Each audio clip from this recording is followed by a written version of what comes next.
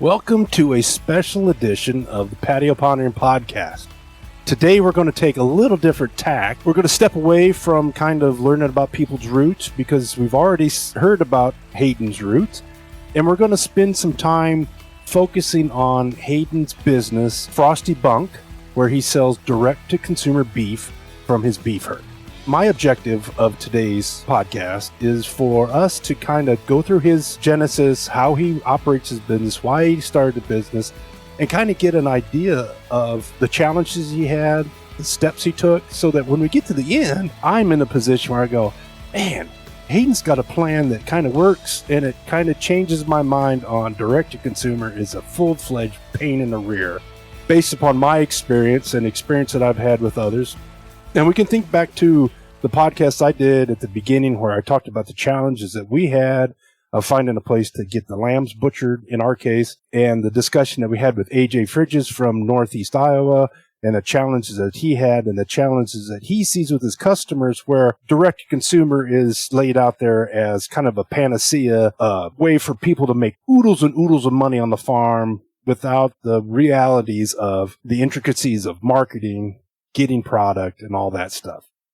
So, Hayden, I'm going with the assumption that you started having some cows in high school when you were an FFA member, and then you sold your calves at the sale barn, probably at Clay Center, possibly, and then you got to the end of the day and go, that's all I got for all this work? That is some pretty accurate assumptions, Jim. Thanks again for having me on your show. It's an honor to be on here, and I'm really happy to spread the word of how I've been doing this, and I hope it can be insightful and encouraging to others. So thank you again. Well, you're welcome. We're going to have a good conversation. Yeah. My family farms and ranches in north central Kansas. My hometown is Longford, Kansas, which is just north of Abilene off of I-70. And I went to high school in Clay Center, Kansas. And we live just an hour west of Manhattan, Kansas, which of course is where I went to college at Kansas State University, and I studied agronomy. Go Cats. So, yeah, go Cats. We sell a lot of our calves at the Salina Farmers and Ranchers sale barn. So you were close, not to Clay Center. But we go to the Salina Farmers and Ranchers sale barn, which is a pretty big deal. And you're right, I started with cattle when I was in high school in about 2015 is when I bought my first set of cattle. I was a junior in high school, and my grandpa let me rent one of his pastures that he had recently purchased. And I got started with 5 cows, and then the next year I bought 5 more, and my grandpa traded me out the first 5 that I had for 5 of the next ones so that I could have 10 all alike, which I was like, yeah, that sounds pretty good. And I was like, whatever. And I was like several years later, I was like, that was like trading up in cattle. And I don't remember.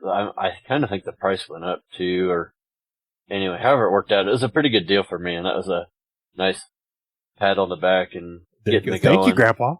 Yeah, and I also didn't buy a bull until 2020 was the first time I bought a bull, so they just kind of had an extra bull for several years that I could use. So I had lots of great help from my family getting started, and of course I didn't own any equipment or anything like that, and I kind of took care of my cows in the summer, and then in the winter, my cows were with one of Grandpa's pens of cows, and I knew which ones they were, and I knew where they were at, but I wouldn't feeding them every day, but I would help him on the weekends and evenings and stuff when I was in high school, of course, and over Christmas and spring break, and I would use that money that I earned working for him to pay my feed bill. Okay, and, so a kind of a classic high school on the farm, trade labor, have some cows, get some spending money, right?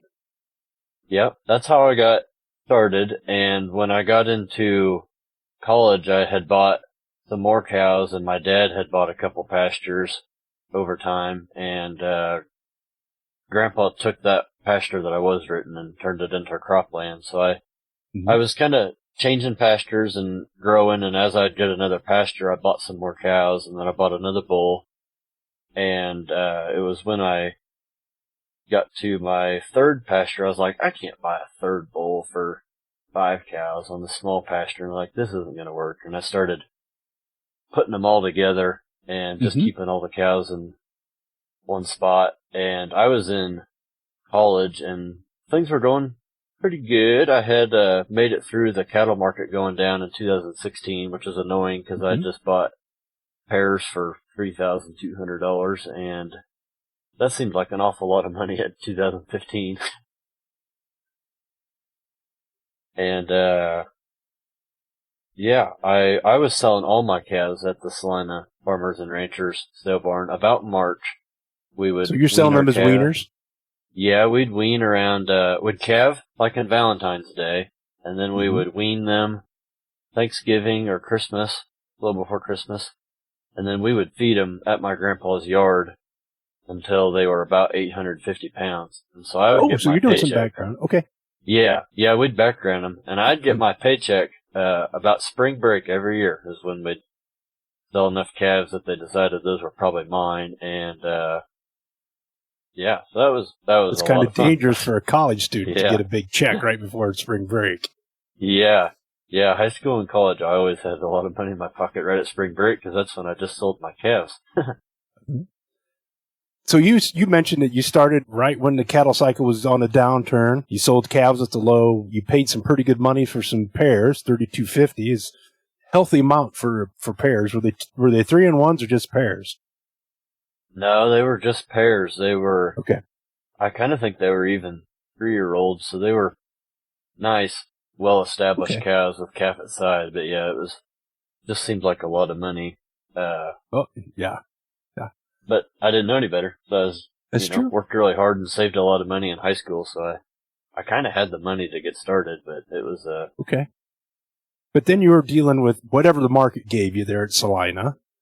And even though you background and you added some value to those calves, you're still subject to the whims of the market. If you sold the wrong week, you might have been $5 down. Sold the right week, you might be $10 up.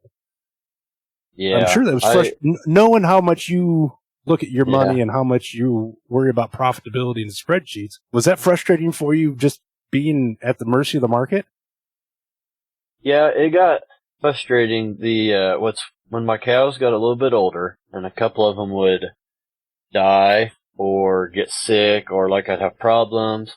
And I was like, hey, this isn't that great. Like I got bills now and I'm getting charged for things and I got to buy a bull and this is taking a lot of time and the cattle market's down. I was like, where's the money going? What's my problem? And I was getting, better at the feed bill and the vaccines and all that. And I was looking at the sale barn and kind of starting to, or not the sale barn, but just the cattle market and observing how the markets. You were experiencing the cyclicity of the cattle market. Yeah. For those that don't know, the cattle market has an annual cyclicity, but then you also have the cattle cycle, which is an 8 to 10, 12-year cycle where we get rid of heifers, the price of cattle go up because we have less, and then everybody's making money. They keep heifers, and then a few years later, the price goes back down because we have too many calves. Right now, the cattle market, the cattle cycle is kind of screwed up because prices have been high for so long. We're still not retaining heifers. We got the highest cattle market we ever have. But you were experiencing the cattle market real time and then starting to have to pay for bulls and fencing and vet bills, the realities of having livestock. Yeah, I could remember watching the futures and going, it's in between like 137 and 142 at the time. And I had a pretty good idea that my calves were going to weigh about however many pounds it was, and I had a pretty good idea that the market was going to sell in between those futures, and I was like, well, if they make it to 147, I'm going to make some money, but if it goes down to 132, I'm not going to make money, and that was so frustrating to just watch it dip back and forth, and it wasn't even that big of a move at the time, but, it was frustrating, and I just felt like we worked really hard for these cattle, and it got to fast forward a few years, it got to 2020, and of course the coronavirus was having its effect on everything and the cattle market. And I was watching the cattle market kind of go down because you couldn't butcher the cattle and everything was getting kind of backed up. And we were feeding our calves, hoping to get them bigger and the prices will be better. And we're like, oh, this will blow over in 2 weeks, like they said, and it'll be okay. And so we held our calves. We normally would sell about that time, and we fed them more and more, which makes them bigger.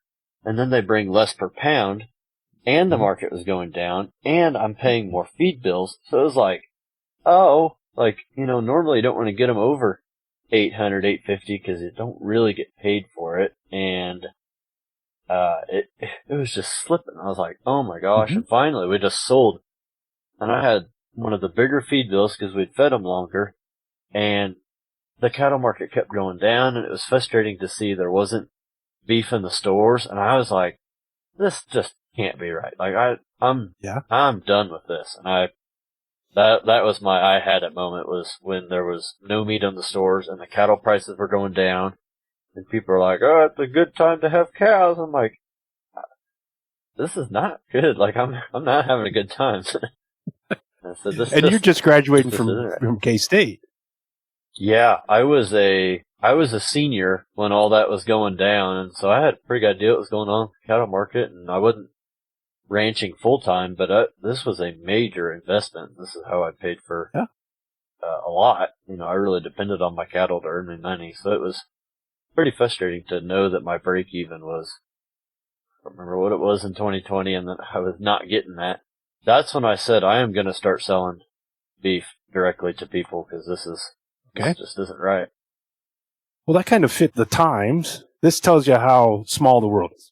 I got a Facebook post from a friend of mine that grew up in Ohio. We went to K-State together, and he lived in Montana. And the Facebook post was for a farm in South Dakota that was advertising market hogs, back up to the barn, take however many months. I think it was like a $100 bill. It ended up that person selling in South Dakota was a customer of mine through a Kent dealer out of southeast South Dakota. But that was the sign of the times. You either sold the livestock for nothing, or a little bit of nothing. It was worse on the hog side than the cattle side. Or you found a way to move them to the consumer. And you were right in the middle of that. Yeah, exactly. So how did you make the step from throwing the calves as 8 weights, 9 weights at Salina to, I'm going to feed these out, I'm going to butcher them, and I'm going to sell them directly to a consumer? So once I had my I had it moment, I talk every day with my buddy Grady Woodard, and I on one of these daily meetings that him and I would have, I said, I need some help. He was selling quarter halves and whole beef, and he's been doing it for generations. His family has done it for quite a while, and now Grady is in charge of it, and him and I were fraternity brothers together at AGR at K-State. And him and I would talk, and I said, Grady, you got to teach me how to do this. Like, well, how do I start? How do I feed them? I didn't know how to finish cattle, and he had been finishing his own cattle, and he worked at a feed yard in Lyons, Kansas, night feed yard. So he knew how to feed cows, and I said, you got to help me with this. Yeah. So the first year, he told me, just start small. You'll get them, and you'll figure it out, and you'll move on. And I agreed that I'd start with 5, but I didn't have the facilities to feed them. And at the time, I was living in Andale, Kansas, working on a farm down there. And my buddy Grady's family lives in Mays, Kansas, which was nearby, just north of Wichita. And he let me bring down 5 of my heifers that I raised, and I put them in his pen with his feeder cattle, and I fed them with his self-feeder, and his dad sells Purina feed, so we were feeding them out at his house. And it was a really good deal for me because I was pretty close to the cattle and could keep a close eye on them. So another leg up. Yeah. Yeah, I had another help along the way. So you have these 5 heifers in with Grady's calves on a self-feeder, a little bit different than what you see in Kansas. When you think about a feed yard in Kansas, you're feeding every day, you're eating bunks, it's a mixture of silage and corn and some concentrate. You're a little bit different when you're with a self-feeder. Yep. So the first year I did it, it was at Grady's house, and it was in with his heifers, and mine were just mixed in with his. Of course, I knew which ones were mine. And they have a complete feed that had everything you needed in it. And I'm not exactly a nutritionist, but it had the fiber and the corn and all the minerals, and it was pretty much all they needed. And you kind of kept an eye on them, and I started them off on just a little bit of hay when I got them there, and then, but they had been eating grain and silage and hay at Grandpa's before I hauled them all the way down there. And I lined up a butcher date at the Clay Center locker, owned by Brad Diekman in Clay Center, and told him I was bringing 5 in, and I actually didn't have any trouble scheduling a butcher day I scheduled it pretty far out. I think I started the first year was in 2020, and I told him probably a year in advance. I was like, I need to butcher 5 next year. And they're like, well, we're not making dates for next year yet. And I was like, well, I need it on the list. And they're like, okay, well, we'll get in touch. And this was right when everybody was having a hard time with butcher days. And I was like, no, like, put me down. I want on the list. And anyway, it wasn't a problem. I was overthinking it, but they sent me in no problem. Maybe not. Yeah, I was worried because that's what everybody said they were having trouble with it. And I was really fortunate. And about a month before I took him into the butcher, and this story ends really well, it sounds bad. About a month I took him in before the butcher, the Clay Center locker plant in Clay Center had a fire and burned down most of its facility.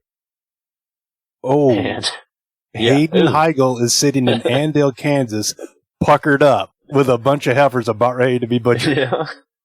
I was in the pickup. We were checking fields with all my bosses, and somebody called me, and they're like, the locker plant caught on fire. I was like, oh my God, that's terrible.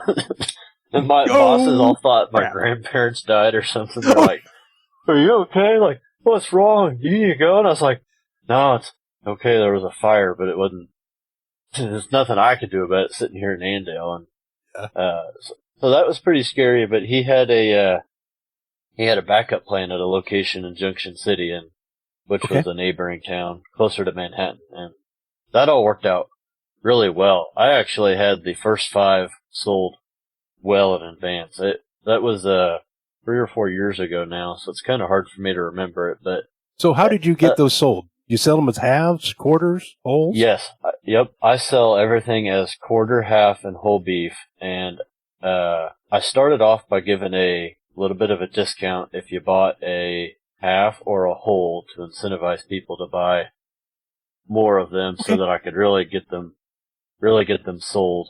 And another leg up, I sold that first year, I think I sold a whole beef to me, my mom, and my grandparents. My mom and dad, my grandparents. So that was, 20% of my sales was already done. And so there you go. Thanks, Mom, Dad, Grandpa. Yeah, thanks for buying the beef that I raised on our farm. On your farm, you already helped me with. Yeah. So and then the rest was just family and friends and people that were either excited about buying meat from me. I'm kind of a big deal. I'm pretty well known in my community, and people are excited. It's not just in his head; it is in his area. Yeah. Yep. So that was the first year I got them butchered, and Grady and I just kind of winged it on how much we felt like they ate, and I probably didn't pay him enough, and we went over budget.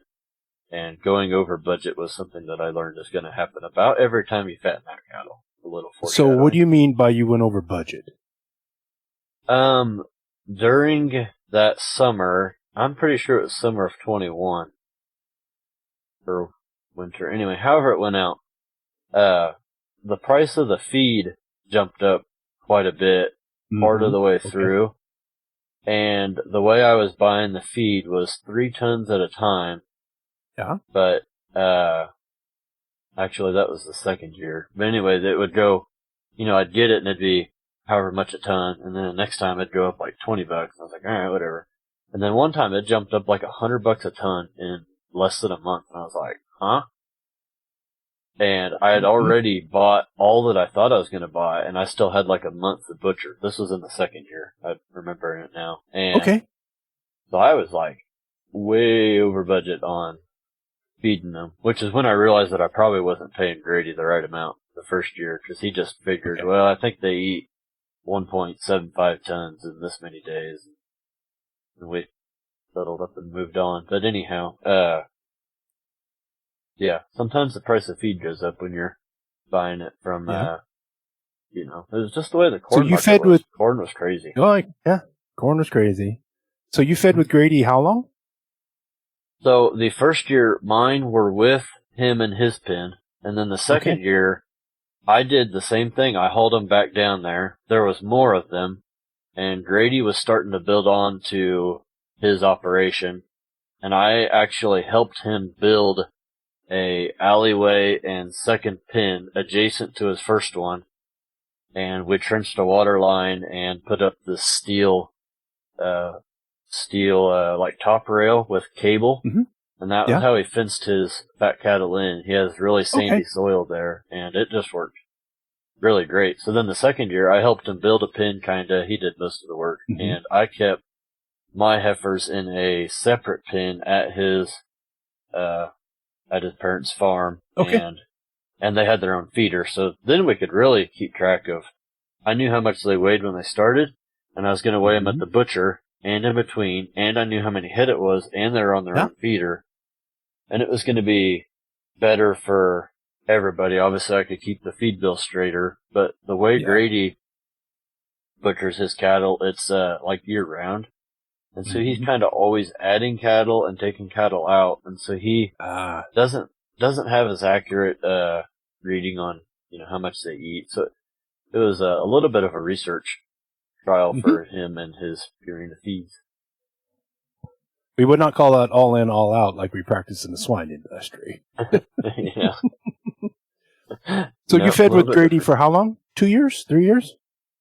Yeah, I did it for 2 years, and then the third year, right before the third year, is when I quit my job in Andale to purchase a farm in Longford, and that's when I started working for my family on the family farming operation. So I moved from Andale back to Longford.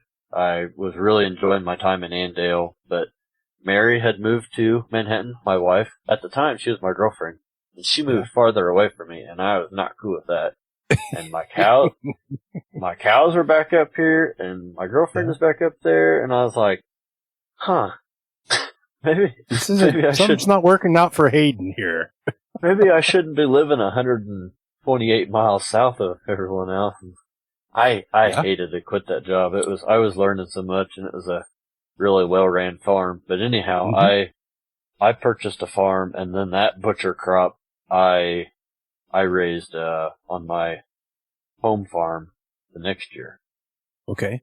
So you had said that you started with 5 calves the first year. Yep. The second year you're feeding in a separate pen down at Grady's. So all the expenses are yours. You're not doing any assumptions, which welcome to feeding cattle. Yeah. And you said you had more. How did you sell more cattle the second year? The second year I scheduled 10, and then I actually got them all sold well in advance of the butcher day. And I called up the locker and I said, I want to do one more. And he said, all right. And so he fit me in for 11. And the next year I butchered 11. I had a referral discount, and if you bought beef from me and then you referred your mom or you referred your neighbor, I would give you 10 cents a pound off of your beef for referring them. And then you would tell your friends that. And so your mom would try and get her buddies buddies to buy, and that worked pretty good. I called them discount dimes in my spreadsheet, and the most discount dimes I've ever given someone is 5 or 6. Like, they referred 5 or 6 customers that year. Like, it doesn't work if, the next year it's got to be a new. Got to be a new customer. It's not a pyramid scheme. Okay, it's not it's not for perpetuity. Nope. Perpetuity. There you go. Holy cow. Yep. So how were you pricing your calves? I did it per pound based on the hanging weight. So I told everybody you're going to get what you pay for, and it was kind of complicated to explain. You have to do a lot of telling people. I'm like, well, the calves are going to be this big, and then they're going to butcher them, and then they'll weigh, this many pounds, and then you're going to get half of that, and then you got to pay the processing fee on top of that. I've never paid someone's processing for them with my hanging weight prices. It's all been, I bring the cattle in, you're paying me for the animal, you pay the butcher for their work. And I did that because I didn't want to assume how anybody was going to cut up their beef. The price could vary a little bit based on how they were going to get it cut up and, that makes sense. Packaged. Of the customers that you have, what percentage would you say know how a beef gets cut up? That you don't have to hold their hand. They can call the clay center and say, I want this many steaks. I want them inch thick or 2 inches. I want my hamburger in 1 pound packages. As I've been doing it a few years, my customers are getting more used to it. But if I'm talking about like a new customer or the first year, it's fairly low, even among agriculture based families. I would say 75% of people, my customers, didn't understand completely how it was all going to go, even as I was explaining it. Okay. Especially at first. Yeah. So do you have a standard cut sheet suggestion you have for new customers? Do you have something printed up that says 1,000-pound steer equals 650 pounds of carcass equals this much meat? No, I don't.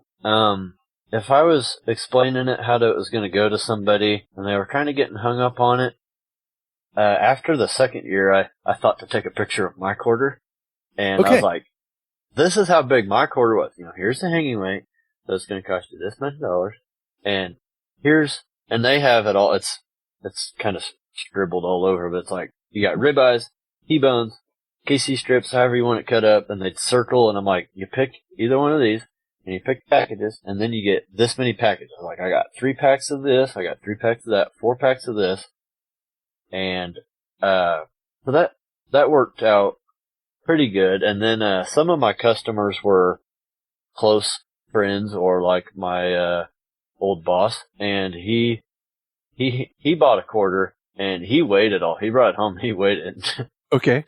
It's like, I'm going to check old Hayden here.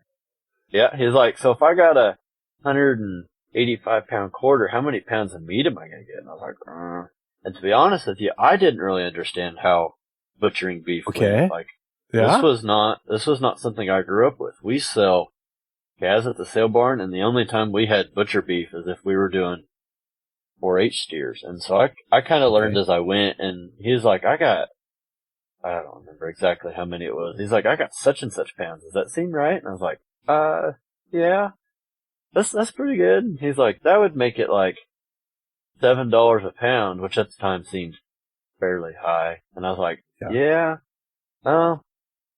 well, that's, quite a bit of that is steak, and the rest is ground beef, and steak's obviously worth a lot more than ground beef, and it was really good stuff, and he was happy with it, so it all worked out. But having interactions like that, really taught me a lot about how butchering cattle went, and like the second year that some of my friends that didn't understand how cattle are raised necessarily. On the second year, they didn't need me to tell them, do I want my ribeyes? And how thick do I want them? And do I want T-bones or fillets? And so, it's sometimes like the first year is a teaching year, and then the second year they probably don't have any questions. And my locker has a website that they send everyone to now. And I just send you a link, and you filled out your name, my name, and then it's like a Google form. It's like, do you want your ribeyes? And it's like, yes or no. Oh, that's nice. Yeah. And then it asks you, if you say yes, it's like, whoop. Okay, now how many do you want? 2. Whoop. How thick do you want them? Whoop. How do you want them packaged? And then it goes to the KC strips, and it's one at a time, and it's yes or no, or like a number, and it's all multiple choice. It is so nice. I can fill out a cut sheet for someone, or they can do it in 10, 15 minutes, and it's so, and you can go back. It's really nice. It makes, and does that have a fail life safe much easier. that you can't select T-bones and fillets? Yeah, correct. It's like, it asks you one time. It's like, how do you want your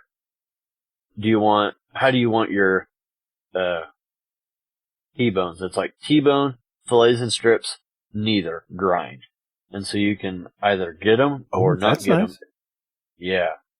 Yep. It's so cool. They do a really good job with it. It makes my customer experience much more enjoyable. So your customer experience, as you brought up, is amplified by having a good packing plan, a good locker. Yes. Yeah. Okay. Another leg up is my locker plant has been doing this for a long time, and Bragg Diekman is well known in my community, and he's got a really well ran show with a lot of great folks, and they have made some improvements in the past few years, like that website. It used to be all over the phone, and I imagine it was pretty hectic for them to call a stranger and be like, yeah, Hayden's bringing some beef in. How do you want it cut up? And it's like, I don't know. And it's like, let me call you later. And then they gotta call them later, and they're like waiting on, to cut this beef up. And have you had any customers that backed out because they didn't understand that they had to make decisions about how they wanted their animal cut? Not ahead of time. I have had people not purchase in the next year because they were not eating enough ground beef and got imbalanced, and they're like, well, I ate all the steaks, now I just got the ground beef, and maybe they didn't care for the ground beef. And in this situation, he was a single guy and didn't have a lot of other people to feed, so it wasn't necessarily the best fit for him. But as you get new customers, how much of your time with them is spent on selling freezer beef, hey, this is a really good deal, as opposed to selling and holding their hand on making decisions on how to cut that quarter or half that they're going to get, and at the same time setting expectations? I don't send out the cut sheet until the cattle are at the butcher and they've been slaughtered, and I have their hanging weights. And then it's kind of a busy day for me. I get the hanging weights, and then I assign by hand. I do it myself, no one else. And I assign tag numbers to, if it's a quarter, however it works out. It's kind of like playing Tetris, but 4 people get this one, and then 2 people get this one, and then anyway.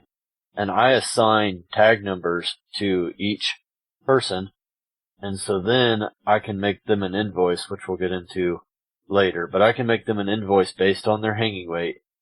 And I also kind of, beside that, send them the text message or email with the cutting instructions form, and I tell them, now is your time to fill this out. Like, do it now. And then the locker plant's not confused when they fill it out, because they know there's meat there, and the customers know that this was the butcher day and Hayden's supposed to be calling me.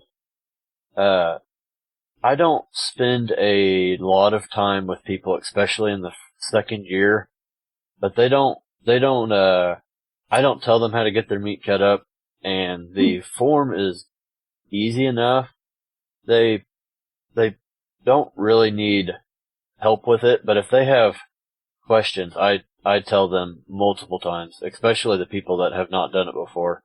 And I ask all my customers, especially on the first year, I'm like, have you ever got a quarter of beef before? Because I'll get partway through my sales pitch and I'm like, wait a minute, do you know what hanging weight means? And sometimes they're like, oh yeah, we do it all the time. I'm like, okay, all right, let me fast forward. And sometimes they're like, what color, or what's the cow like? I'm like, well, it's actually not a cow. And they're like, what? I want a cow. And I'm like, well, Okay. Yes. Okay. Let's change our words. Yes, you're getting a cow. Yeah. Yeah. It's not a cow in my world, but in your world, it's a cow. Yeah. Well, it sounds like you're doing a lot of hand-holding that's really not hand-holding, but it is. And you're helping with those expectations. It doesn't seem like it. And when I lay it out, it's how do you manage expectations? I think you're doing that by assigning, take that big steer and make that into quarters so that the quarters aren't. You don't take the smallest steer and make that into quarters because people are going to be like, I got 2 steaks. What the hell? Yep. And if someone's getting a whole beef, they're not getting the biggest one because there's a little bit of variance in mine. And I have one customer that's bought a whole a few times, and he actually texted me this year. He's like, I want the smallest bull you have. And I'm like, well, none of them are bulls, but all right. And so I gave him the smallest one. I was like, perfect. He's happy. I'm happy. That does 2 things, because when you buy a full steer and you process it, that's a big check to write. Yeah. Yeah. Yeah. And it's a huge one. So the reason I'm asking you these questions on how you hold hands with your customers is based on an experience I had with somebody that my sister worked. And he said, I want a half a pig. And we sell 4-H our 4-H pigs. We sell them 4 to 5 a year, maybe 6. And I've got friends that'll buy them, and it's no big. And I called and said, hey, the locker needs your cut sheet. And he's like, well, what are you talking about? I said, well, you need to tell him how you want this pig cut up. And he's like, I don't understand. I just want bacon and pork chops. What? I don't. Yeah. And it was like, oh crap. And of course it was the busy time of the year. I think it was a state fair or something. I couldn't hold his hand. Yeah. And that was a huge revelation to me that, you got to have something better. And the other thing that I've discovered with the few pigs, now I'm talking small numbers of pigs. We sell the pig. You're going to pay $300 and you get a pig. We don't mess with hanging weight because it's confusing. Oh, what do you mean? It's easier to do on a pig. You're not talking the magnitude, but you're cutting some of that off with the communication that you have with your customers and training them, teaching them about the realities of hanging weight and how you go from 1,200 to 600 to 400. Yeah. I do.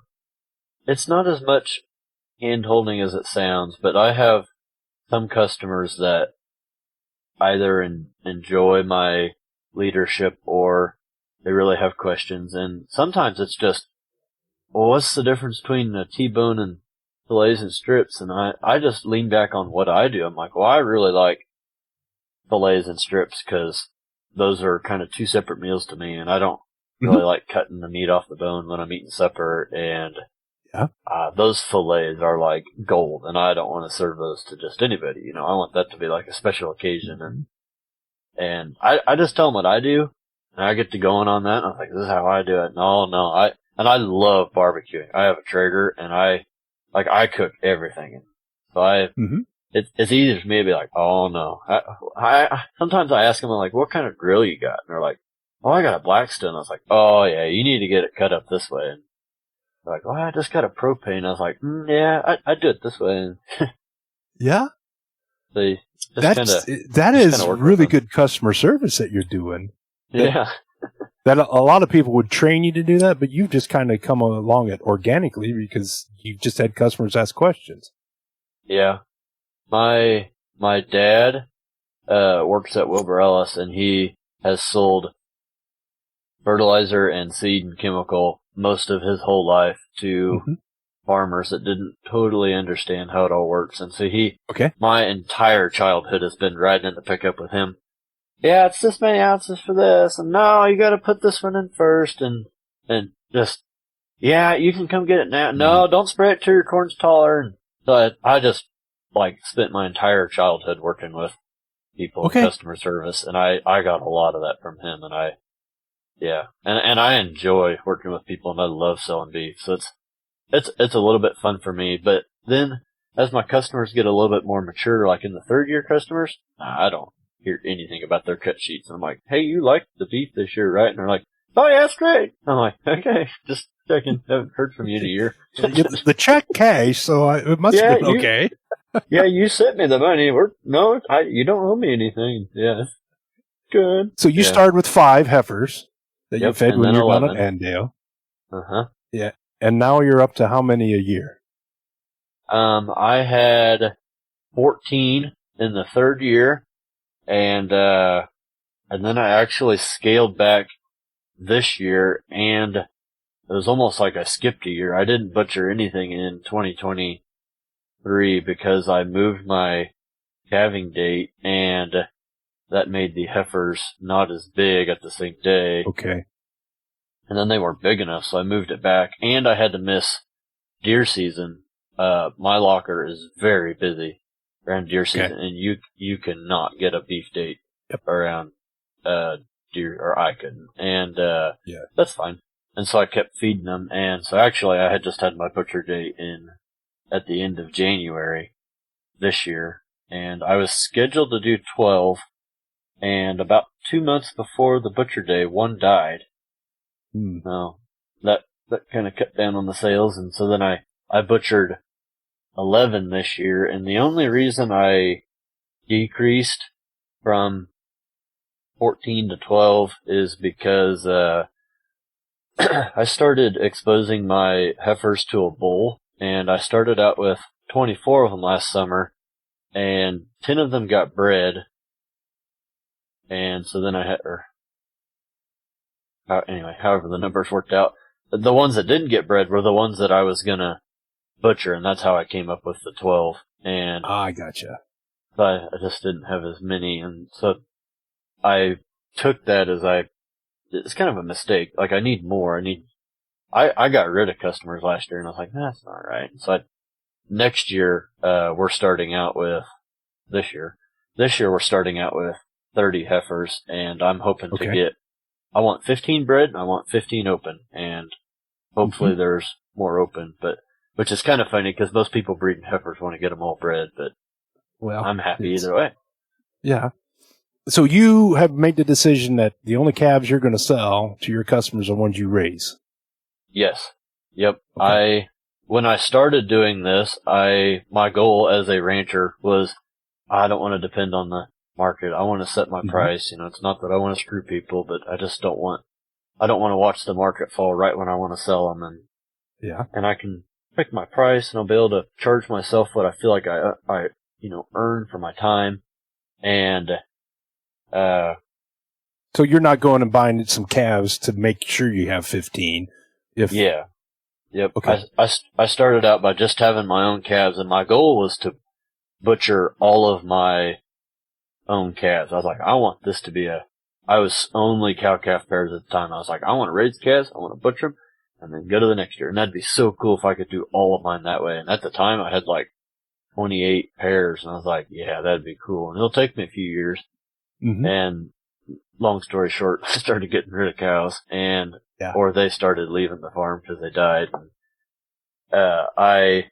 I now have more beef sales and kind of converting over to a heifer operation, and I keep all my heifers out of my cows this year, and then I purchased heifers from my dad and my grandpa and my uncle's cattle operation, and that's what Mary and I just did last month. We bought these heifers and brought them to our farm, and we'll graze them all summer, and we'll take care of them in our special way, and then they'll get butchered. But I still feel really comfortable calling it from from my family. Yeah.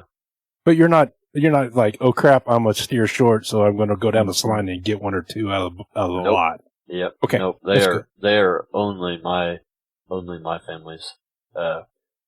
One of the challenges that we have in agriculture is we know what shit costs.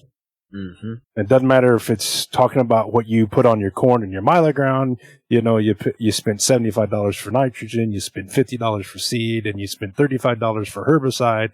And then we know this, and then we charge ourselves 5% over. Mm-hmm. That's not a good way for a business to run. No. And in fact, I've listened to a few entrepreneurs talking about helping small business owners start, and they're like, don't tell your costs. Don't share the work that goes into it. And in agriculture, we all know what the cost is. In the case of cattle, we can go to the Chicago Mercantile Exchange and we know what fat cattle cost. Yep. We can go to the Salina auction report and we know that calves that are 1,400 pounds are going for $2.15 a pound. And you can do the math. Yep. How do you transition knowing all our costs into pricing your beef so that you make money and you're comfortable, you're not screwing your customer? And I'm using air quotes when I say screwing your customer. Yep. Because that's one of the things we think in ag. Like, I can't charge $4 a pound. They're only worth $2 a pound. So how do you address that? And I can't just make up my price at the end. Like when I get ready for my marketing season, I don't call a single person until I know what I'm going to charge. And when someone calls me and they're like, you're going to have beef next year, right? And I'm like, yeah, I will. No problem. Like, you got me down? I was like, yeah, I'll have you down. They're like, all right. And I was like, I haven't set my price yet. Like, I'll call you when I do, but like, no. And, when I started, I set my prices way early and I was always wrong. My feed bill would be too much, or the price of feed would go up, or they'd eat more than you thought, or I'd have some like extra labor for taking care of them that I didn't necessarily think of, and so I was always wrong. And so what I did last year is I waited quite a while, and I waited until we got, I can't remember, a few months from the butcher date rather than like a year out. Mm-hmm. And then I could watch the cattle market move. And so, for instance, in last year, I started feeding these heifers in September. And I said, okay, all right, I'm done with my stocker operation now. This is my fat cattle business. And I am bringing in these heifers, not really bringing them anywhere, but I'm like, okay, now they're worth like $2,000. And then I'm going to add on how much my feed bill is. And then I'm going to add on my labor and my trucking and my marketing expenses and some gifts. And then I add on a risk factor, which I feel like helps me a lot because that kind of gives me some wiggle room when I go over budget on something, or I don't know. There's a lot of risk owning cattle, especially when they're over $2,000 a head. And you need to be compensated for that, because if you were borrowing money from the bank, you're going to have to pay interest on that. Mm-hmm. So I work backwards and wait almost as long as I can, and don't think about what fat cattle are doing, and don't look at the fat cattle market, and don't look at the price of meat in the grocery store, because you cannot do it as efficient as the feed yard. And you cannot do it as cheap as Walmart. And it's not the same product, but it's just not going to work. And I've had a few customers point that out, and it's one of the most frustrating and demoralizing conversations I have is when, I can get ground beef at this place for this much. I'm like, well, yeah, go ahead. I can't do it that cheap. So when I'm setting my prices for myself, I keep somewhat track of how much time I spend, and last year it was just kind of a general. I was like, I'm going to spend 3 hours a week taking care of them once I get them all set and they're on their self-feeder, and then I know how much time it takes me to grind a load of feed, and I know how much the corn costs because it was coming out of my Grandpa's bin now, or my bin for a while until I broke an auger and gave up. And so you're doing a true cost accounting for this enterprise, and then you're adding a margin above all your costs. So you have a profit after all costs are built in. Okay. Yeah. And I, like when I figure up my time, I figure up what it would cost me if I was to hire someone else to do it, and it's not going to come out perfect. I'm going to say it's 3 hours a week, and then there'll be a week where I spend 6 hours working with them. And you're like, well, they'll break the fence, they'll break a water, some silly. Yeah. But at least you're assigning labor costs, normal things that a real business would assign. Or things that you had to write a check for. Just because you don't have to pay by the hour on that tractor, it's kind of costing you money to own it. And when I started, my buddy Grady helped me come up with a dollar figure per head, and he's like, "This is kind of what I hope to make." So you make like $100 a head, or $100 a quarter profit. And he's like, "This is keep this number. This is kind of what you're shooting for." And I didn't hit it for years. Always got it wrong. And so I was like, it kind of needs to be like a percentage. But anyway, figure out what you want your profit to be and try and keep that at the end, at the bottom. And then if that gets pinched, you're still making some money for your time, and you still can pay for the diesel fuel that it took to grind the corn or haul them to town or whatever it is. Are you confident that you're taking accounting for a fair majority of the real costs you have in feeding these heifers? Yeah, I'm no accountant and I'm no professional cattle feeder, but I feel like I do a pretty good job, and I write down things that I don't think very many people really think about, like time. I'm like, well, it takes me a few hours to grind a batch of feed, and then you gotta clean some stuff, and, that's so many dollars an hour, and I can get this many tons done, and so I know what my grinding cost is just in the feed, and I knew what the calves were in September when I did not haul them to the sale barn to sell them as long yearlings that weighed 900 pounds. I'm like, nope, I'm turning these into fat calves. This is the point of no return. And I did not pay attention to what the cattle market did after that, because it went up, and it's kind of frustrating when the cattle market's super high, because you could have made money before now, and you're holding them all this way, and that's not perfect, but it's what I want to do, and I think it will go back to being very beneficial when the cattle market goes down, because I'm still setting my price, and I'm not out to screw people, and I'm not out to make the price so dang high. Like every year I'm like, this is my hanging weight price. I'm like, oh my God, that's so much money, and it seems like a lot, and it's a lot when the people pay, and then it's almost like magic. Like right now, a few months later, my mom or my grandma or someone's like, man, you've seen how much ground beef is at the store? And I'm like, no. And they're like, well, it's, however, $7 a pound. I'm like, $7 a pound for ground beef that, is just run-of-the-mill ground beef, like from several different cows, not to talk down on any of the meat that we have in the United States, but it's like, but it's not, you could get it did come from a cow that was choice. Yeah. Yeah.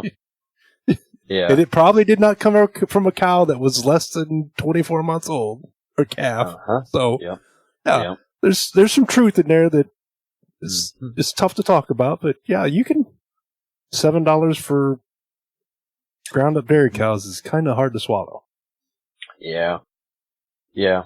So you just gotta, my advice would be to keep track of everything you do the first year. If you go out there and they got out and it takes you and your wife 30 minutes to put them back in, you better write down an hour of labor and just put it down on a notebook, the date and an hour. And if you got to go out and give them another ton of feed, write that down. And if you got to give them another bale of hay, write that down. And if you have to haul them because you need to move them to another pen, write that down.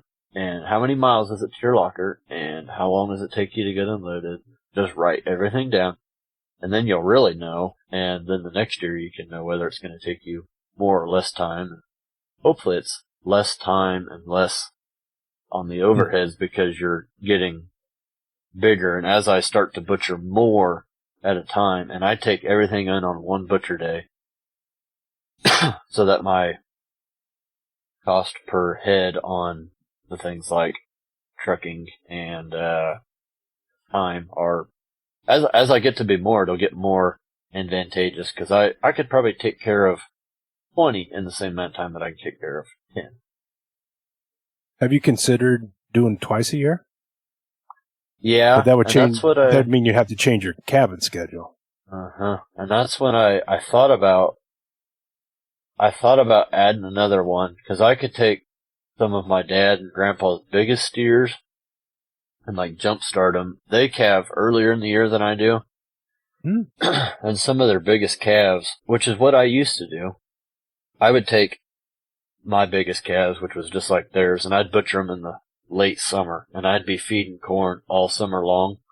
And it was miserable when it was so hot, and if you're in an open pen and they don't have any shade, and they're eating corn, it's miserable. And one of the most like worrying times is when it was like 104 the week before a butcher day, and I was out there with them like after work, making sure the water's working. And I'm just like, the sun is just beating down on me. There was no shade trees, and I was like, I'm never doing it this way again. And now I feed them corn in the winter, and they have shade trees, and they're out on grass when it's really hot, and I think it's much more enjoyable for the cattle. So I could go back to doing 2 butcher days, which I have demand for beef. Like I kind of need to be doing 2 because it's hard to get someone to buy a half a beef and make it last them a year, but they want to get a quarter, and then they call me in 8 months and they're like, I'm out, and I'm like,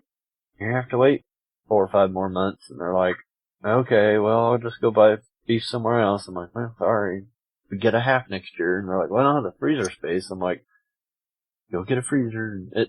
So there's a little bit of back and forth, and it's not perfect, but I considered getting a second butcher date, but the biggest limiting factor for me at the moment is feeding corn in the summer and the capital to start another butcher crop. It's a lot of money to buy calves and feed them. You're creative. There's ways you could probably get around that. Yeah. But you're getting to the point where a single butcher a year, to meet your demand, you're going to have too many calves. You won't be able to butcher them all at the same time. And you brought up the realities of freezer space for customers. Oh, that's a good thing. Growing pains. Yeah. Figuring stuff out. Yeah, it's good. Yeah, probably when he tells me that I can't take that many in one day is when I'll be like, well, all right, maybe I should start a second butcher crop and start doing like 2. And one of the problems with taking them all in on the same day is that you'll have one that hangs at 900, well, maybe not 9, but you have one that hangs 100 pounds more than the other ones, and it's like, yeah, maybe that other one could have got fed a little longer, and maybe left some money on the table there or something. But it's, this year I focused on buying calves that were very consistent in size, and I'm going to feed them as good a quality forage as I can this year, and hoping to have a little bit more uniform group next year. So as you're making bull decisions, in the back of your mind are carcass quality traits that might appeal to your customers come into play? Yeah. After I graduated and I started learning more about how to raise cattle by listening to podcasts and stuff, and like meat quality and reading books like Dirt to Soil by Gabe Brown, he talked about having some Gelbvieh cattle, and I was like, oh, I need a Gelbvieh bull. And I went and bought a balancer bull, which is half Gelbvieh and half Black Angus. And his one of his trait characteristics was about his marbling and putting on pounds for beef. And I was like, that's what I need. And I sold him to my dad, so he's still in the family. But this next bull I purchased, I was pretty serious about focusing on his marbling score was, it was crazy high. It was like 170 or something, and 100 is average in the Angus Association. So I've been selecting bulls for marbling and things like that, and it takes a long time. You know, you buy a bull, and it's 36 months before I get to see that calf on a dinner plate. So it's a really long-term decision, but it's still what I want to do, and I'm working towards that. You're starting to get to the point where your critical mass, you're going to see the fruits of purchasing the right bulls, getting customers coming to you, and you, with the help of Mary, have set up a website. Yeah, we have. And I would guess that is not for today, that's for tomorrow. Would that be a fair assessment? Yeah, we started getting a website with a company called Barn to Door, and they helped me build a website. Mary still did a lot of the designing and all the details, but it's a website, but then it links to a store, and so people can actually buy a quarter of beef on my store, and then I can plug in the pounds and make an invoice, and it sends them an invoice to their email, and they can pay with a credit card in their email. They don't have to talk to me, and I don't have to tell them specifically how much it is, and it's more corporate way to do it, because I used to just text everybody everything. I'd be like, hey, how you doing? You know, I took your beef in, and how much it's going to be, and it took me hours to do that with everybody, but it was super personal. I don't miss that, because it was really good to be like, hey, how's your kid's summer thing going, and I got your beef ready, it'll be ready in a few weeks, and don't forget to fill out the cutting instructions, and I get to talk to everybody. But this Barn to Door website is good. It took us quite a while to build it, not like it was fast, but it was kind of a lot of work, and it's a little bit of learning for me. It would have been pretty hard for me to do it without Mary's help. She added all the professional photos, and she studied ag communications in college, so she knows how to write something to make it sound neat, and she's not going to have any weird words in the middle of it like I would. And my website, frostybunk.com, does not look like it was made by a rancher. It looks like it was made by, a professional, and that's what you want. It's really good. Yeah. With your proximity, I would guess that your next step would be selling in Abilene, Salina, and Manhattan. Yep. A lot of my customers, probably most of them, are not in Clay County, oddly enough. And the website is kind of like, it didn't make sense this year, and I looked into it several years ago, and it did not make sense. And it didn't make sense this year, but I was hoping that get started now, and it'll help me, down the road and in the future. That's the next step. If you've got enough people to buy your calves this year, then you don't need the website, unless it makes it easier to use Barn to Door app. Yeah. But if you want to go to 2 butcher dates, going to have more demand, and makes it easy. All of us are used to it. I'm going to order some planter parts here when we're done online. Boom, boom, boom. I don't have to talk to anybody. So I appreciate the ease of transactions. I hope you're getting those planter parts from newagsupply.com, by the way. I need to look at that. You give her a call? God. Yep. You stepped in that. Shameless plug. I did step in that one. I'll say, do I get the KSU Almond Farmer discount? Now you'll have to send Brian a bill for the advertising. I will. Hey, there were 12 people that listened to this podcast. Yep. The website's good. It'll be helpful when I'm butchering a lot more. It's good. It's been a little bit challenging, and I'm really glad to have a lot of help with it. And a lot of my customers are not close by. Like one of my customers drives up from Texas because his military buddy that used to live on my family's farm, but now lives in Louisiana, who also drives up for beef. So this guy drives up from Texas to get beef, and really great guy. And he Wow. convinced his neighbors and his buddies to also buy beef, and he hauled 2 whole beef back down to Texas in a U-Haul trailer. That's a lot of coolers. Full of coolers. Yeah, a U-Haul trailer full of coolers. Hauled it all back down to Texas, charged everybody a little bit of gas money, and probably got enough gas money to pay for his whole trip. And made a road trip out of it, and he went and saw his friends, and he got to see the farm, and I gave him a farm tour. The, what do you call them, the dimes? Yeah, he got a lot of discount dimes. Discount. He referred to a lot of new customers. Well, word of mouth is crazy. Yeah. Well, and the website would work perfect for that customer, because they're 900, 800, 700, however many miles away. Yep, he liked it. He does coding for a living, and so he was all over me getting the website. He was a good guinea pig for the website. I'm like, hey, tell me what you think of this. And he's like, yeah, you're getting there. You'll get it figured out. And I'm like, yeah, give me a little while. And you get so busy working on the big stuff, and then you got a spelling error for everyone to see, and it's like, oh man. Oh, yeah, and usually it's a big one that, like, well, everybody knows how to spell believe. Come on. Yep. I'm not a very good speller. So as we follow your progression from 5 steers fed with your friend Grady to now potentially talking about 2 butcher dates a year, e-commerce, web-based, hands-off transaction with your potential customers, do you have, as you talk to other people that want to get into this, are there kind of 3 or 4 different things that you would suggest beyond know your costs and keep track of anything that might help them get over some hurdles before they start, whether they're selling pigs or chickens or calves, or in my case, sheep? Oh yeah.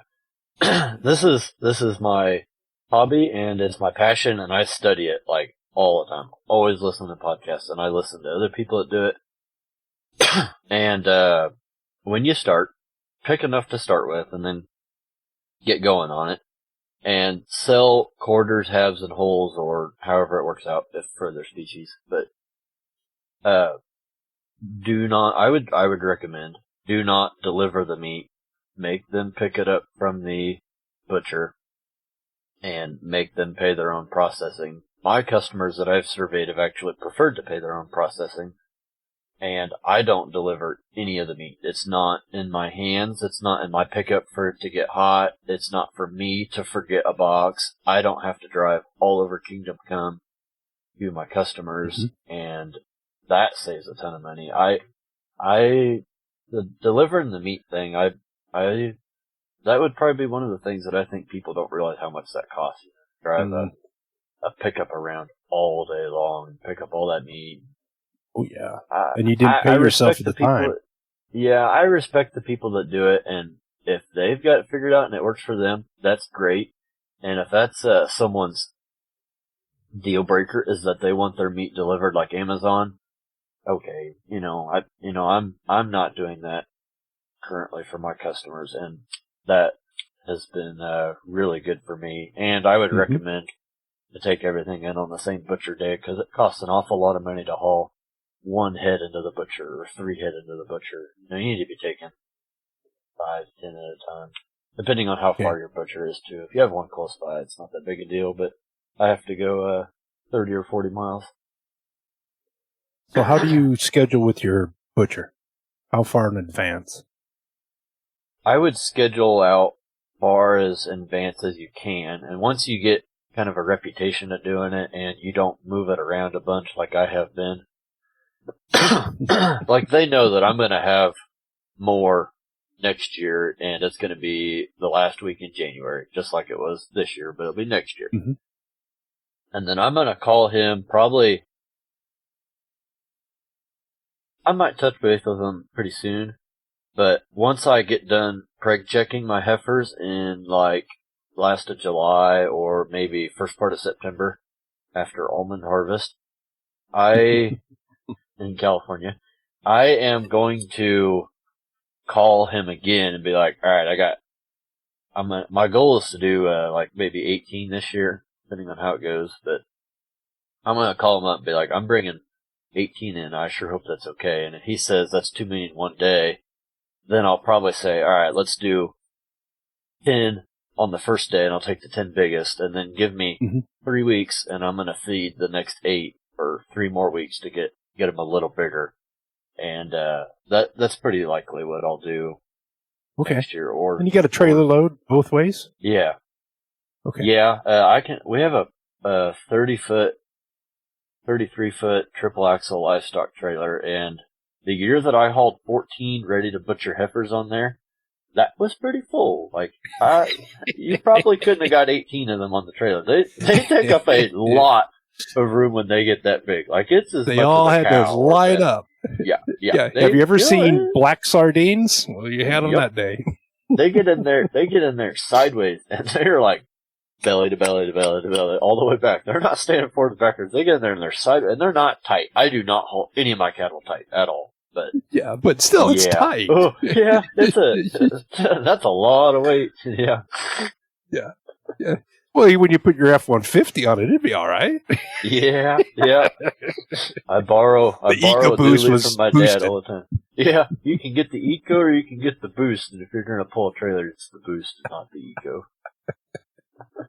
Oh, yes. Oh. Well, those are some good suggestions. Pick enough, sell the halves and quarters. Yep. Pay your own processing, or they pay their own processing, no deliveries. Yep. And then maximize hauling on Butcher Day.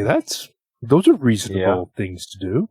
So how would you recommend somebody start out finding customers? Start out with your friends and family, and start out with your personal social media. Start out that you're, hey, I'm Hayden, and I'm going to sell some beef this year, and it's a quarter of beef, and you should buy a quarter of beef from me because this will get you, obviously high quality beef, and it's going to be enough to fill your freezer for all of grilling and football season, or get ready for the holidays. It makes a perfect gift for your kids that have it all, or for your parents that have it all, is a quarter of beef. Or if you got,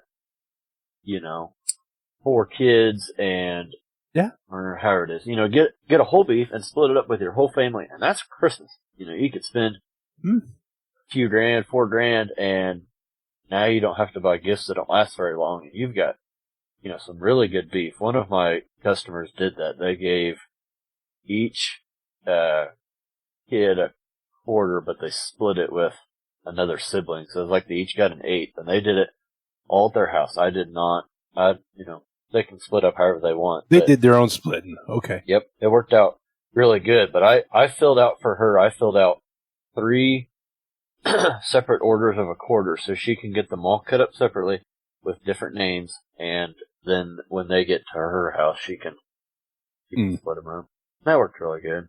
Do you foresee retailing cuts? So one of my other suggestions that kind of goes back on what I said about selling quarters is I now I have a private label, and I try to keep a freezer full of fresh meat around. Don't let it get old. Not that there's anything wrong with it being old, but that's what my grandma told me, is don't let it get old. So I'm going to follow that advice. Grandma's always right.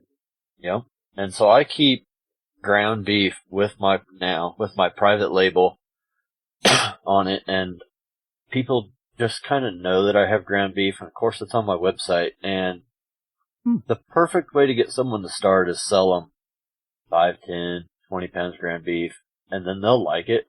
And I'm like, well, I'm out now, but I can put you down for a quarter, and then you can get some in 5 months or whatever.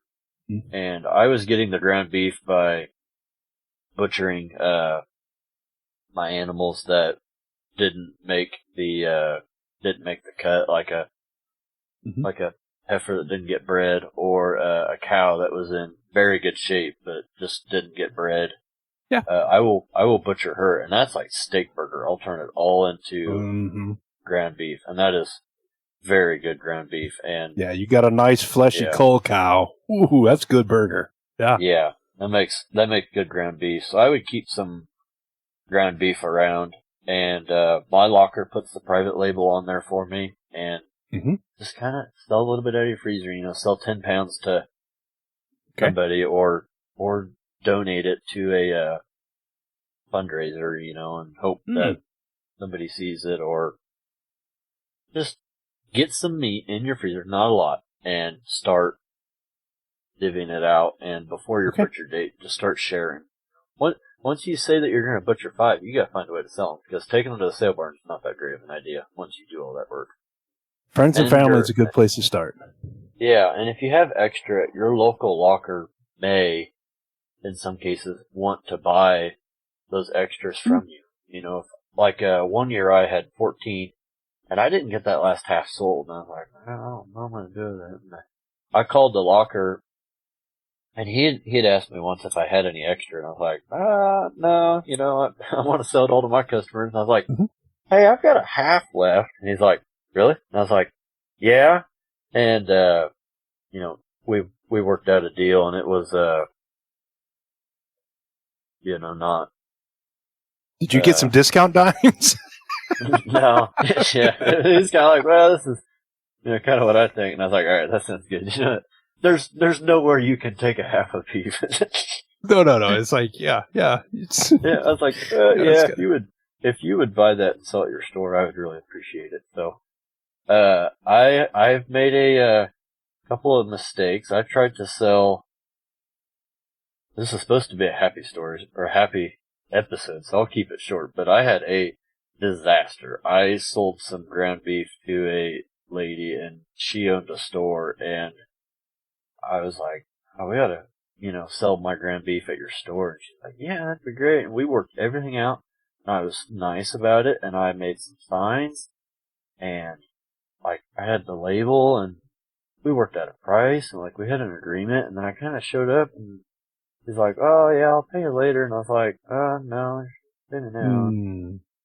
He was mad that I came at a certain time that I did, but I called her, and she said I could come, and it kind of turned into an altercation, and I picked the beef back up out of the freezer and left, and I was so upset I couldn't even think straight, and my pickup was out of gas, and I went across the street to get gas, and my card didn't work, and I was like, oh my god, and I had like not very much gas left, and I was like, oh my god. Mary was busy. I was so upset I called my mom. I'm a grown man. I called my mom. I was like, Mom, this is going so bad. And she's like, it ended up not being that big a deal, but it was a big deal. Anyway, the whole deal went south, and I like, what am I going to do with all this ground beef? I had like a whole cow butchered specifically to start selling at the store, and it kind of seemed like a big deal at the time because I didn't know what I was going to do with that meat. And 2 months later, I had that entire cow sold from people just wanting a little bit of ground beef, 20 pounds at a time. And then I took another cow into the butcher, and that all sold out. Like whole cows of ground beef, just people wanting a little bit of ground beef. It goes fast. And, you know, now I'm like, well, I'm just going to keep, you know, half a cow, whole cow of ground beef on hand, and just be ready, you know, there's a famous quote, when it starts raining, don't set out a thimble, set out a bucket. So you better have a little bit of meat to sell. Yeah. Yeah. You're a rancher. Yes. You're from north central Kansas. Yep. How have you come out of your shell to be a sales, to service these customers? I would say I'm kind of extroverted. I love sales. I love talking to people. Okay. I thought I was going to be a seed and chemical salesman my whole life, just like my dad. And then I graduated, and I got a job offer at a farm. I was like, you can farm, and you're going to pay me? I was like, oh yeah, this is great. And this is awesome. I missed that sales itch. I didn't have anything to sell at this farm. I, you know, like operated equipment, took soil samples, and I didn't even sell the grain, you know. And I needed something to sell, and I started selling beef, and that was my way to talk to people about my cows, and they were going to pay me to do it, and I love talking about my cows. So I would say it's the way I was raised, and my primary love language is words of affirmation. So getting people to text me how good their steaks were, or seeing their little kid's face with a big old hamburger, or be like, hey, I'm making, you know, ribeyes tonight. It's my wife and I's anniversary. I'm like, good deal. Like, man, that just makes you feel That is cool. good about being out there in the cold and when it's hot, when the cows die, when they get out. Mm-hmm. It really makes up for all the hard work. And then I'm proud to raise beef for other people, and it is a real honor to be I'm people's beef guy. We ran into somebody at Mary's church in Manhattan. They're like, I just held the door. I hadn't seen her talk about being kind of distant from people. I had never seen her. I just talked to her on the phone. And I was wearing my coat that had my brand on it. I just held the door open at church. She's like, he pointed at my age. I was like, oh boy. He's like, which Heigel are you? And I was like, I'm Hayden. He's like, you're my beef guy. And I was like, oh, hi. We've been talking on the phone all week. Yeah. And I was like, hi. And she's like, guys, this is our beef guy. And I was like, hi. And so I was really glad I held the door open that day at church, you know. That is so cool. Yeah. I was bit by the bug to like talking to people, but I just enjoy it. I have fun with it, but I would say the honor and the pride that come with it kind of give me my encouragement to keep doing it. And I want to do a good job with it. I've had bad customer service experiences, and I don't want to do that to my customers. So.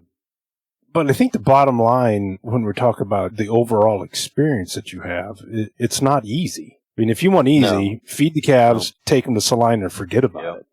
Yep.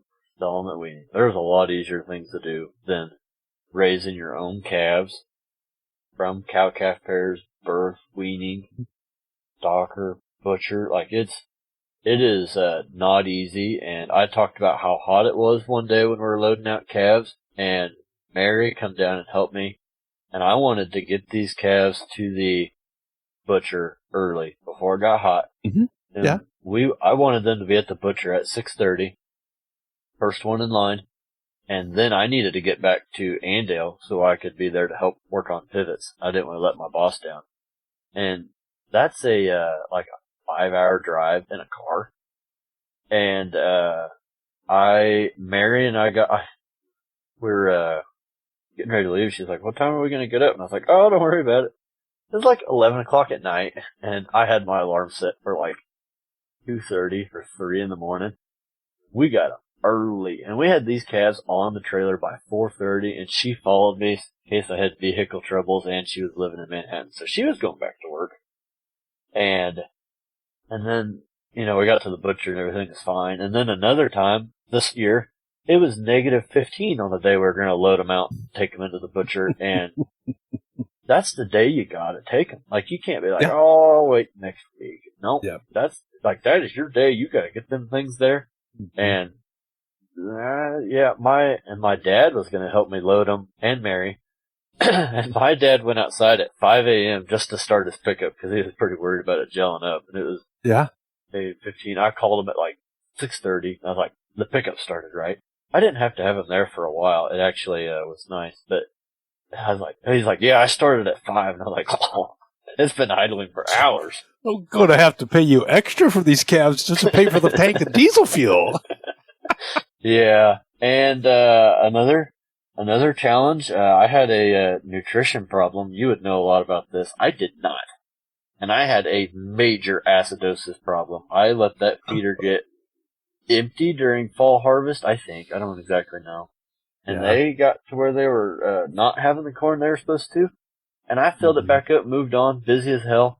And they were having troubles with their manure, and it was bad. And I was like, oh my God, they're all going to die. Don't stand behind her. I was freaking out, and their manure was almost white. It was so scary. Mm-hmm. And it was raining one day, and I got home from a long day, and my nutritionist called me back, and he's like, I think you kind of have a problem. I was like, oh?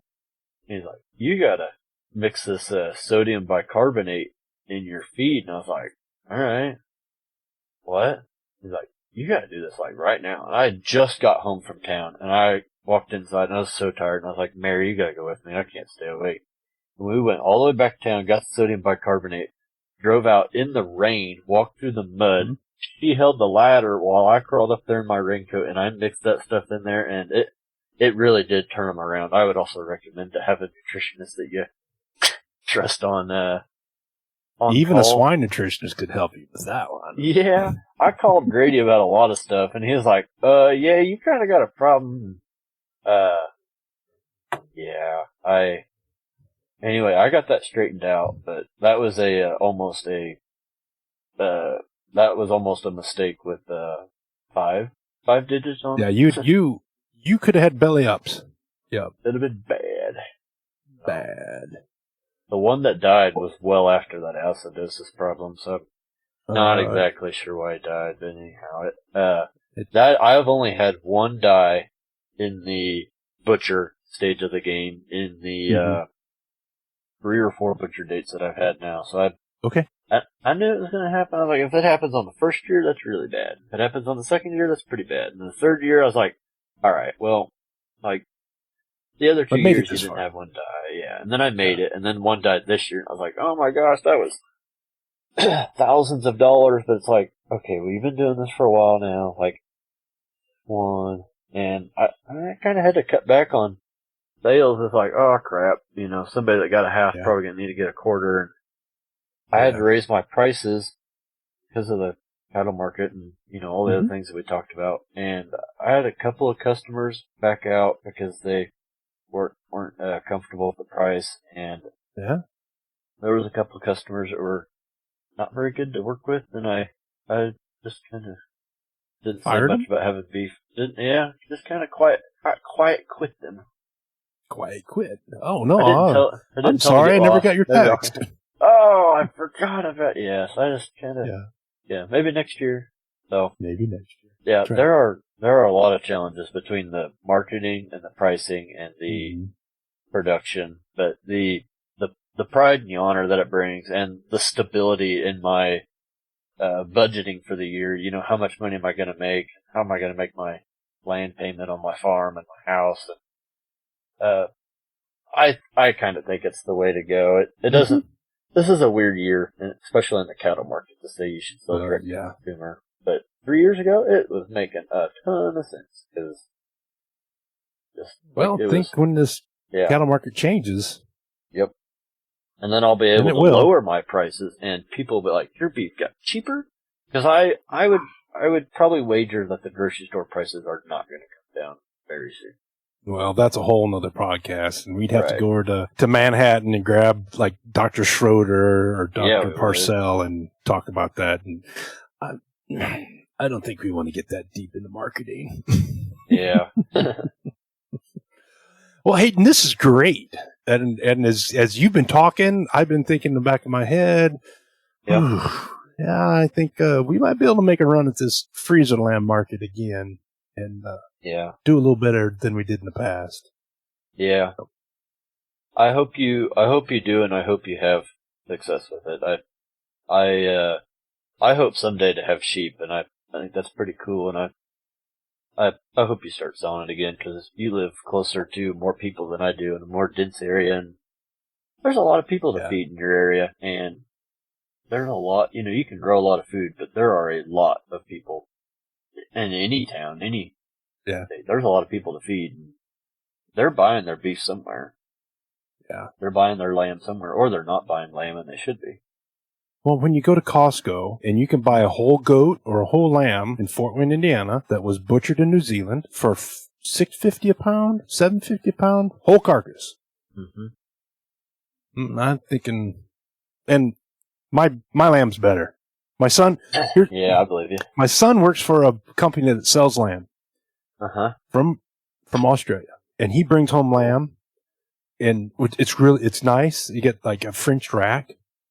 But you put it next to our lambs that come out of clubby bred Suffolk Hampshire crosses. Yeah. Ribeye's twice the size. I mean, when you got a nice thick loin for a lamb, not that scrawny little merino thing. We got good lamb.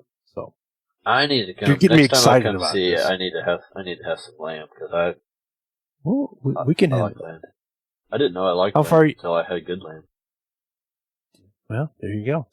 Yeah. Well, Hayden, we've had a great conversation. I Yeah. said, you're kind of getting my retail direct-to-consumer juices flowing again on this lamb market. Uh-huh. And I appreciate your time. And you've given us a lot of things to think about on how you compare to tackle direct-to-consumer, taking baby steps, get things lined up. Yeah. Do you have one piece of wisdom that you'd like to impart with our listeners before we leave? Don't be afraid to start and get your feet wet and just try it. Like, just do 5 head. Just do 5 pigs. Do however many.